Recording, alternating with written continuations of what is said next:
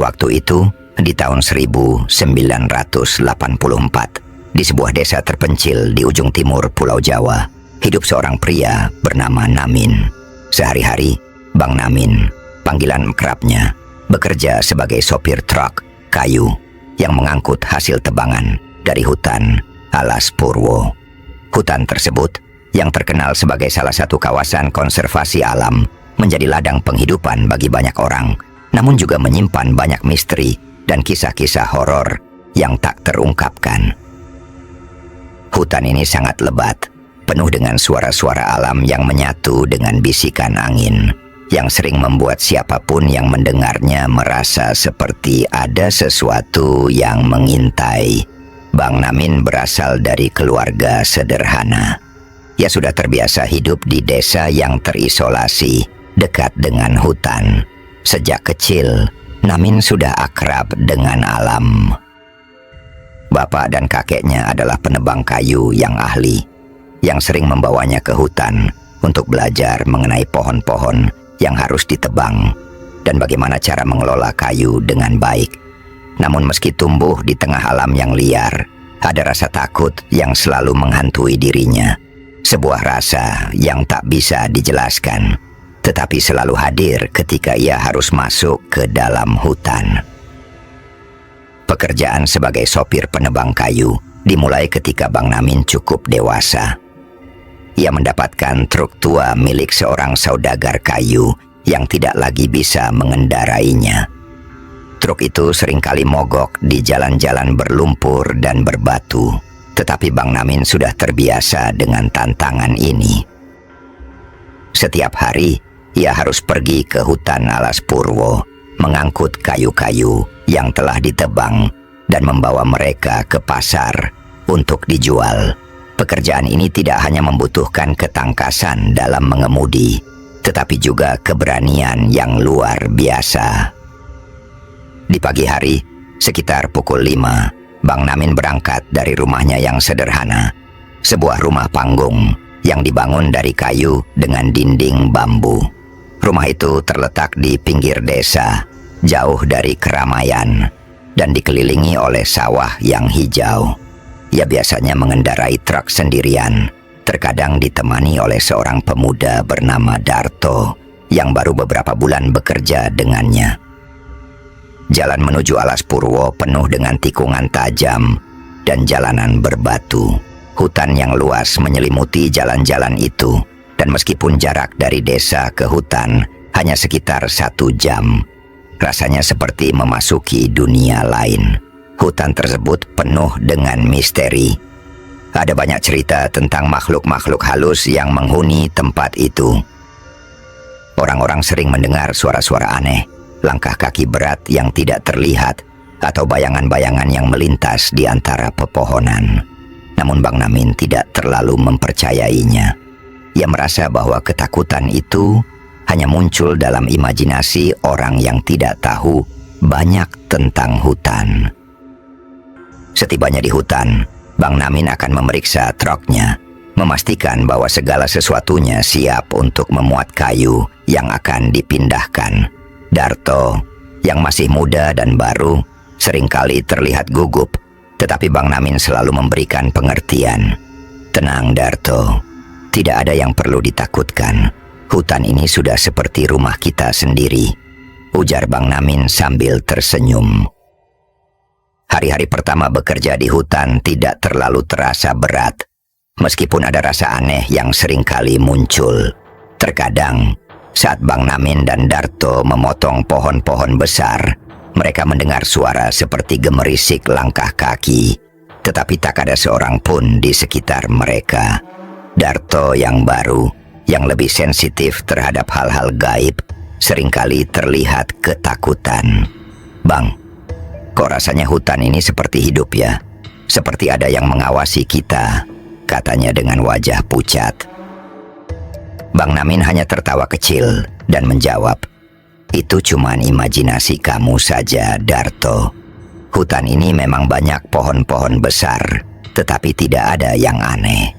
Namun hatinya sendiri sedikit berdebar. Ia sering merasa ada yang berbeda di hutan itu. terutama saat matahari mulai terbenam. Suatu hari, saat mereka sedang memuat kayu, sebuah kejadian aneh terjadi. Truk yang mereka kendarai tiba-tiba mogok di tengah jalan yang berbatu. Bang Namin mencoba memeriksa mesin, tetapi tampaknya tidak ada yang salah. Ia mencoba menghidupkan mesin beberapa kali, tetapi truk itu tetap diam. "Bang, kok bisa begini?" tanya Darto dengan cemas. Bang Namin menghela napas dan membuka kap mesin untuk memeriksa lebih dekat. Saat itulah ia merasakan ada sesuatu yang tidak beres. Angin bertiup kencang, meskipun tidak ada tanda-tanda hujan. Darto yang berdiri di samping truk tiba-tiba menggigil dan berkata, "Bang, lihat itu." Ia menunjuk ke arah sebuah pohon besar di sisi jalan, di mana tampak bayangan seorang pria berdiri mematung. Bayangan itu hanya berdiri diam, tak bergerak sedikit pun. Bang Namin menoleh ke arah yang ditunjuk Darto, tetapi tidak melihat apa-apa. "Sudah, jangan terlalu dipikirkan. Kita harus segera memperbaiki truk ini," jawab Bang Namin, berusaha mengalihkan perhatian Darto. Namun hatinya mulai gelisah. Setelah beberapa menit, truk akhirnya bisa dinyalakan kembali dan mereka melanjutkan perjalanan. Namun, kejadian itu terus membekas di pikiran Bang Namin. Apakah itu hanya ilusi atau sesuatu yang lebih dari itu? Hari-hari berlalu dengan kejadian-kejadian aneh lainnya. Suara-suara aneh sering terdengar di malam hari. Bang Namin kadang-kadang mendengar bisikan dari arah hutan, seperti ada yang memanggil namanya. Namun, setiap kali ia menoleh, tidak ada apa-apa. Darto yang mulai takut sering menyarankan agar mereka pulang lebih awal, tetapi Bang Namin menolak. Ia merasa bahwa pekerjaan ini harus selesai. Pada suatu malam, setelah seharian bekerja di hutan, Bang Namin dan Darto memutuskan untuk bermalam di sebuah gubuk kayu yang dibangun di tepi hutan. Gubuk itu digunakan oleh para penebang kayu untuk beristirahat sebelum melanjutkan pekerjaan keesokan harinya. Namun, malam itu suasananya sangat mencekam. Angin berhembus kencang dan suara-suara binatang hutan terdengar lebih keras dari biasanya. Darto yang sudah sangat ketakutan tidak bisa tidur. Ia duduk di pojok gubuk sambil menggigil. "Bang, aku nggak tahan lagi. Rasanya ada yang ngikutin kita. Sepertinya hutan ini nggak suka kita di sini," ucap Darto. Suaranya gemetar. Bang Namin hanya mengangguk pelan. Ia merasa hal yang sama, tetapi mencoba untuk menenangkan diri. "Tenang Darto, mungkin hanya perasaan kamu saja. Kita harus kuat," ujarnya, meskipun hatinya juga mulai merasakan kegelisahan.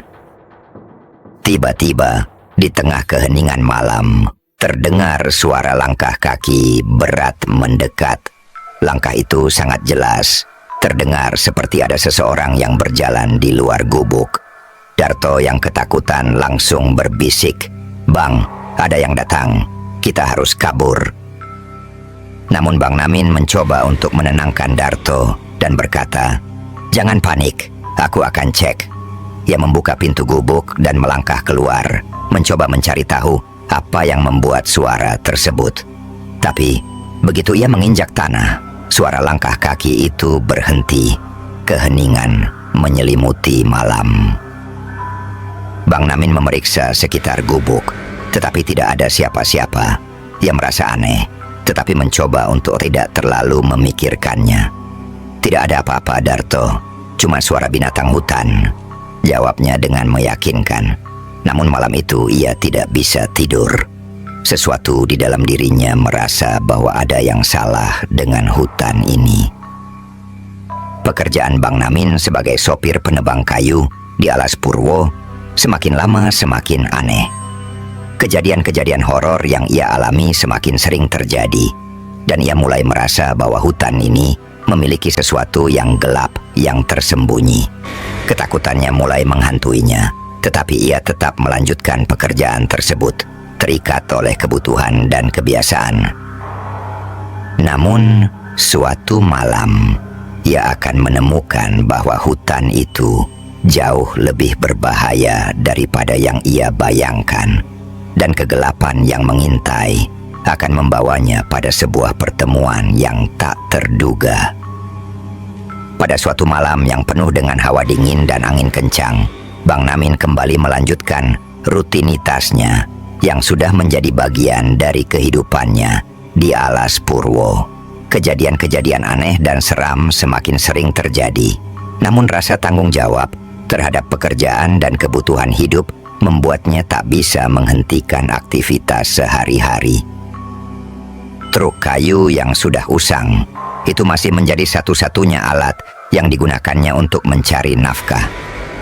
Ia tahu bahwa pekerjaannya berisiko, tetapi di tengah kesulitan ekonomi, ia tidak memiliki banyak pilihan lain.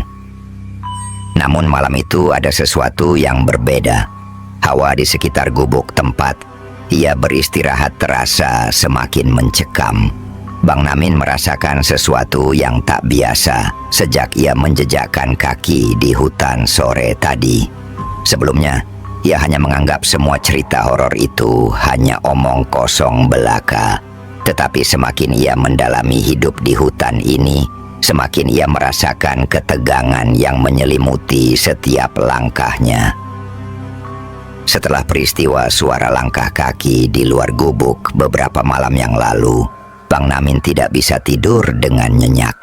Rasa takut mulai menggerogoti dirinya. Ia merasa seperti ada mata yang mengawasi setiap gerak-geriknya. Saat itu, ia bahkan merasa tidak sendirian. Ada sesuatu yang mengikuti langkahnya, tapi ia tak tahu pasti apa itu. Hal ini semakin jelas ketika Darto, rekan kerjanya yang masih muda dan penuh rasa takut, meminta untuk pulang lebih awal ke desa. "Bang, aku nggak kuat lagi. Sepertinya ada yang nggak beres di sini," kata Darto dengan suara parau, hampir menangis karena ketakutan. Bang Namin melihat Darto yang semakin tertekan. Ia tidak bisa mengabaikan perasaan temannya itu. Namun ia juga merasa bahwa Darto terlalu mudah cemas. "Sudah Darto, kita tinggal sebentar lagi. Kamu tenang saja," jawab Bang Namin sambil mencoba menenangkan. Malam itu mereka terpaksa tetap berada di gubuk. Keheningan yang mencekam mulai mengisi ruang sekitar mereka. Hanya suara angin dan gemerisik daun yang terdengar.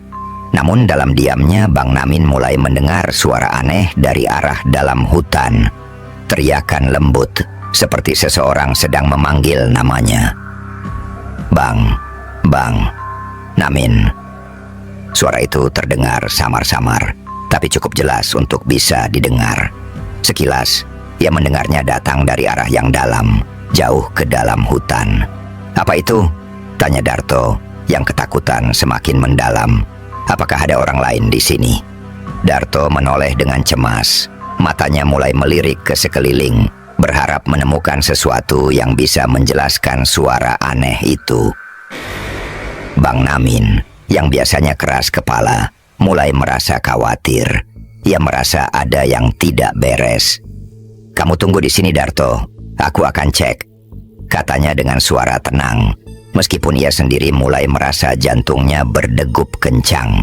Bang Namin melangkah keluar dari gubuk kecil mereka dan mulai berjalan menuju sumber suara. Malam itu sangat gelap. Hanya sedikit cahaya dari bulan yang mampu menembus pepohonan besar yang berdiri kokoh. Langkahnya terasa berat, seolah tanah itu sendiri menahan setiap jejak kakinya. Begitu ia melangkah lebih jauh ke dalam hutan, suara itu semakin jelas terdengar.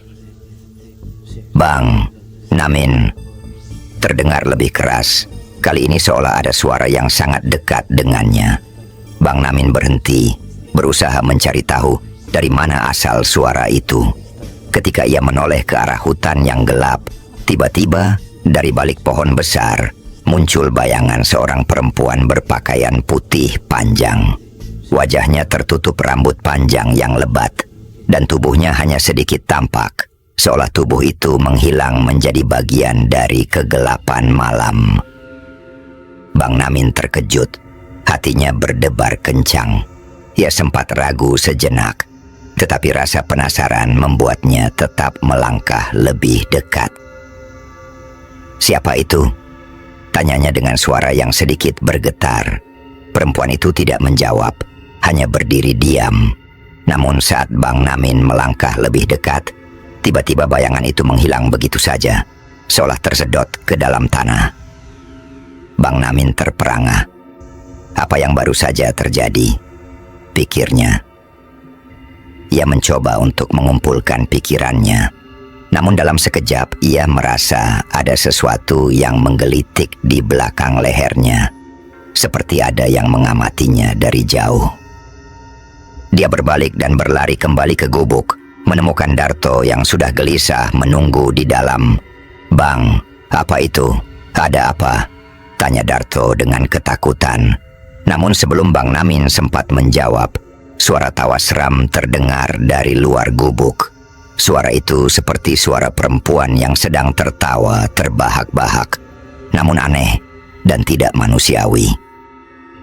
Bang Namin langsung meraih pisau besar yang biasa ia gunakan untuk memotong kayu. "Jangan takut, Darto. Kita harus bertahan di sini," ujar Bang Namin mencoba menenangkan dirinya sendiri dan Darto. Suara tawa itu semakin dekat, tetapi tidak tampak siapapun di luar gubuk.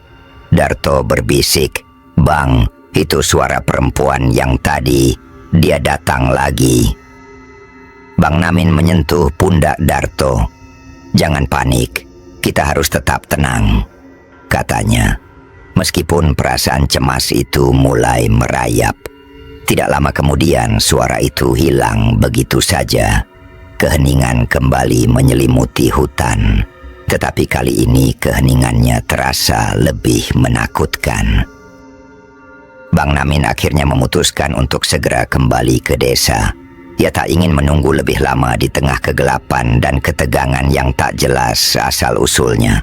Dengan truk kayu yang tersisa, mereka segera meninggalkan hutan itu. Namun, sepanjang perjalanan pulang, perasaan gelisah masih menguasai pikiran Bang Namin. Ia merasa ada sesuatu yang mengikutinya, seolah bayangan itu terus mengawasinya. Setibanya di desa, Bang Namin dan Darto langsung menuju rumahnya. Pagi itu, langit terlihat sedikit lebih cerah, tetapi Bang Namin tetap merasa ada sesuatu yang hilang. Ada perasaan tak enak yang mengganggu pikirannya. Ketika mereka sampai di rumah, Darto memutuskan untuk pergi ke rumahnya lebih dulu, meninggalkan Bang Namin sendiri di rumah. Bang Namin duduk di kursi depan rumah, memandang matahari yang perlahan mulai naik. Ia merenung, mencoba menenangkan dirinya. Namun pikirannya tak bisa lepas dari kejadian malam itu. Ia merasa ada hal yang lebih besar yang tengah mengintainya. Hari-hari setelah kejadian itu, Bang Namin semakin merasa terisolasi. Ketika ia kembali bekerja, perasaan cemas dan ketakutan semakin mengganggu dirinya. Setiap kali ia melangkah ke dalam hutan, suara-suara aneh dan bayangan-bayangan yang tidak bisa dijelaskan selalu mengikuti jejak langkahnya. Ia tidak lagi merasa aman di tempat yang dulunya ia anggap biasa, tempat yang dulu menjadi rumahnya di hutan. Namun, rasa takut itu tidak bisa ia ceritakan kepada siapapun. Orang-orang di desanya sudah terbiasa dengan cerita-cerita horor, dan Bang Namin tahu bahwa jika ia mengatakan hal tersebut, orang-orang hanya akan menertawakannya. Suatu hari ketika ia kembali dari hutan dan hendak mengemudikan truk menuju desa, ia melihat sesuatu yang sangat aneh di jalan. Di tengah jalan berbatu yang sempit, berdiri sebuah pohon besar yang tampak berbeda dari biasanya. Dahan-dahannya berkerut dan batangnya tampak terbelah. Namun ada sesuatu yang sangat mencurigakan. Pohon itu tampak baru tumbuh, meskipun sudah berusia puluhan tahun. Bang Namin merasa semakin curiga. Ia mencoba untuk melewatinya. Tetapi tiba-tiba ada sebuah suara keras menggelegar, membuat truknya bergetar hebat. Truk itu berhenti mendadak. Dan ketika Bang Namin membuka pintu untuk memeriksa, ia melihat sebuah wajah muncul di balik pohon besar itu.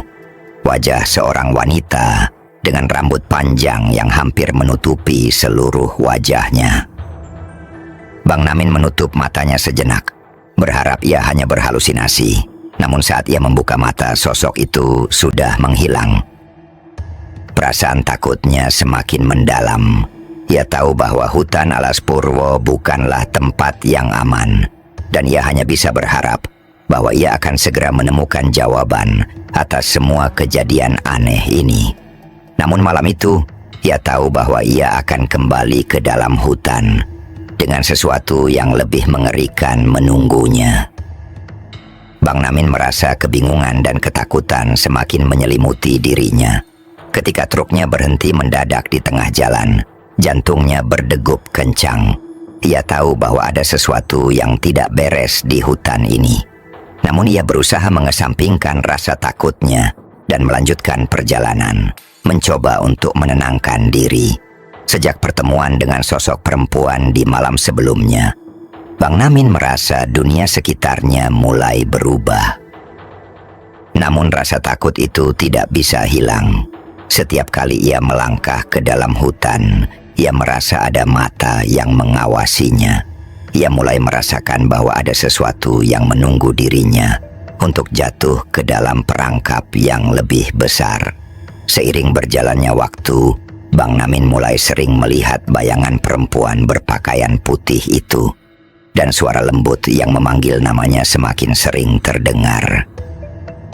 Suatu sore, saat Bang Namin sedang beristirahat di gubuknya setelah seharian bekerja, ia merasakan hawa yang semakin dingin dan gelap. Angin yang berhembus begitu kencang, dan suara-suara aneh kembali terdengar dari dalam hutan. Ia menutup matanya sejenak, berharap itu hanya perasaan paranoid. Tetapi saat ia membuka mata, bayangan sosok perempuan itu muncul lagi. Kali ini di dekat pintu gubuk.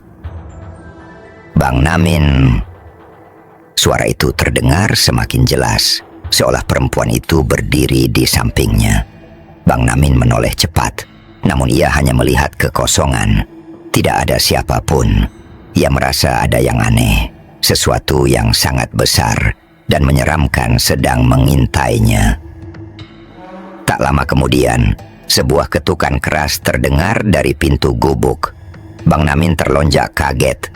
Siapa itu? Ia berpikir, karena tak ada orang lain yang berani mendekati gubuk itu selain dirinya. Dengan langkah ragu, ia membuka pintu. Ketika pintu terbuka, ia melihat sosok perempuan itu berdiri di depannya. Wajahnya tersembunyi oleh rambut panjang yang lebat. Sosok itu tidak bergerak, hanya berdiri diam, menatap Bang Namin dengan tatapan kosong. "Siapa engkau? Kenapa kau datang ke sini?" tanya Bang Namin dengan suara parau. Ia mulai merasakan ketegangan yang sangat berat. Perempuan itu membuka mulutnya perlahan, dan suara yang keluar terdengar sangat halus, namun sangat mengerikan. "Aku adalah penjaga hutan ini. Aku datang untuk mengambil hakku." Suaranya bergema di sekitar gubuk, menembus kesunyian malam. "Kau telah melanggar aturan hutan ini, Bang Namin. Kau telah mengganggu kedamaian kami." Bang Namin terdiam. Apa maksud perempuan ini? Ia tidak tahu apa yang telah ia lakukan sehingga menjadi sasaran dari ancaman ini. "Aku hanya mencari nafkah di sini. Aku tidak tahu apa yang kau bicarakan," jawab Bang Namin. Suaranya semakin ketakutan. Tiba-tiba, sosok itu bergerak cepat, menghampiri Bang Namin dengan gerakan yang tidak wajar.